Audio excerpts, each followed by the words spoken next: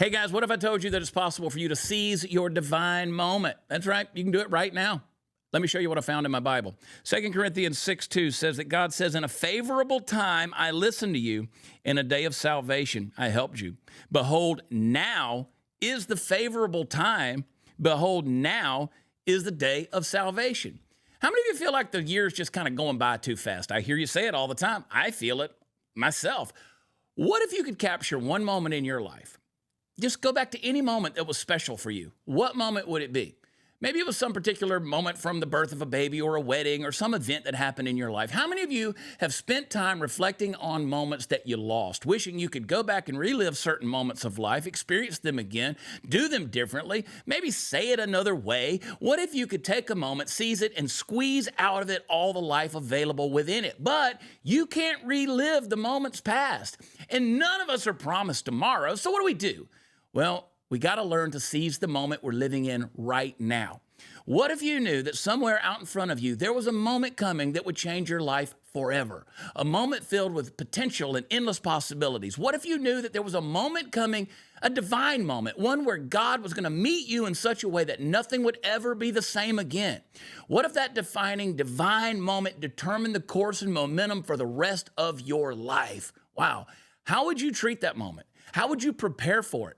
You see, moments, they're as numerous as the stars in the sky. Think about it.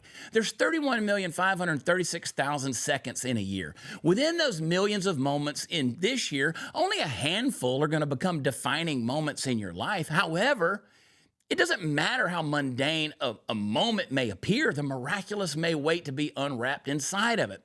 So you rarely know up front the eternal significance of a moment in time. Therefore, it's imperative that you take responsibility for that moment in front of you right now. Now, moments are going to move in a timely manner, and time waits for no one. That's why the quickness of each passing year just proves that time never stands still. And like the petals of a flower, the moments are going to fall to the ground once there's no life left in them. They're just going to die and wither away. Now, there may be a lot of moments waiting behind this one right now, but the most significant moment of your life may still be, far off. But that moment you're in right now, if you don't seize it, you may never get to that special moment in the days ahead. John Maxwell said, "We only make a few major decisions in life, but then we spend the rest of our lives managing those decisions." So don't miss the moment. One of the phrases that's used to describe Jesus coming is "in a moment." You need to be aware that this mundane moment you're in can be a God moment. That's not just a catchy theme or phrase. Listen, God's opening up windows of opportunity for all of us. The Greek word from which we get the English word moment is atomos. Atom and atomic come from that word. So that's a perfect picture of what's hidden in every moment. An atom, it's the smallest unit of an element. It's considered the irreducible unit. You can't get any smaller than an atom, which is why it's so easy to miss the moment. Now, just like atoms, moments are easy to overlook and ignore. And, we also have the image of the atomic hidden in a moment. Within the atomic, there is that nuclear capacity derived from the rapid release of energy when that atom is split. So there's a disproportionate power in relationship to size. Fission, that's the act of splitting into parts. When you seize a divine moment, you're instigating an atomic reaction. You are becoming a human catalyst creating a divine impact.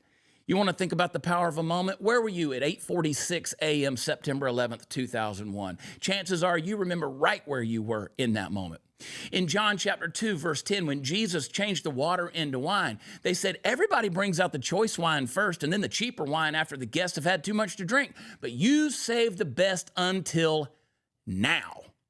See, God always saves the best for now. Now is where God lives. He's not going somewhere. He isn't on his way. He's here. So if you're anywhere but now, you're missing it. He said, when referring to himself, "I am," not "I was" or "I will be." Slow down enough to be in the now. Get out of where you've been and get out of where you want to be. Stop being so focused on the past and stop being so goal-oriented that you forget to live in the now. See, one of the reasons that we're unprepared for the moment that is before us is we're stuck in the moment behind us. And some of us have a moment in our past that continues to haunt every moment of our life and our future. So if there's a moment that you keep reliving, stop. To relive the past is to relinquish the future. Learn from it, move on, and live in the now. And I'll tell you when to get started. Yep, you guessed it, right now. I love you. God bless.